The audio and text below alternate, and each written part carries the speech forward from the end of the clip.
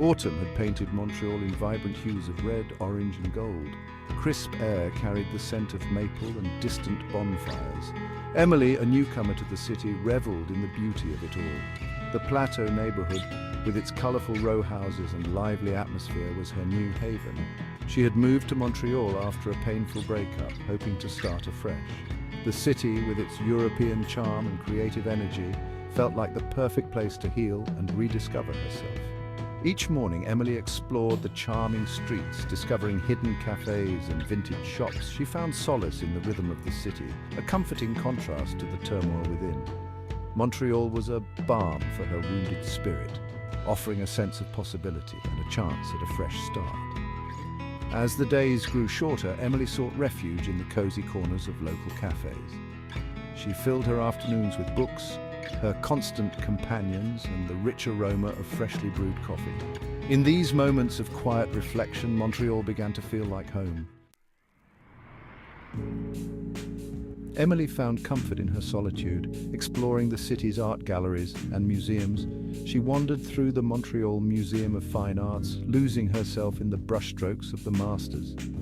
The vibrant colors and evocative scenes spoke to her soul, offering a sense of connection in her newfound solitude. I spent hours in independent bookstores, browsing shelves filled with stories waiting to be discovered. The written word had always been my escape, a portal to different worlds and perspectives. One crisp afternoon, she stumbled upon Café Myriade, a haven for coffee lovers and literary enthusiasts.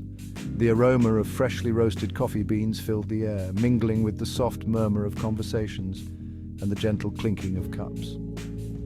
Emily settled into a comfortable armchair, a steaming cup of coffee warming her hands. She opened her book, but her gaze drifted towards the other patrons, each engrossed in their own world.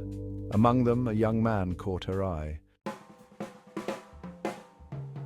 Alex, a Montreal native, was engrossed in a worn copy of The Great Gatsby.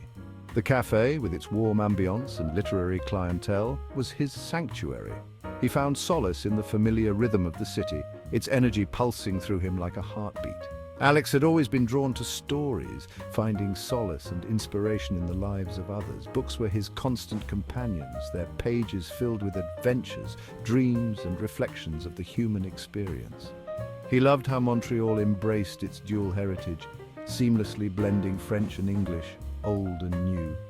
The city was a tapestry woven with history, culture, and a unique joie de vivre. As Alex turned the page, he couldn't shake the feeling of being observed. He glanced up and noticed a young woman across the room, her gaze lingering on him.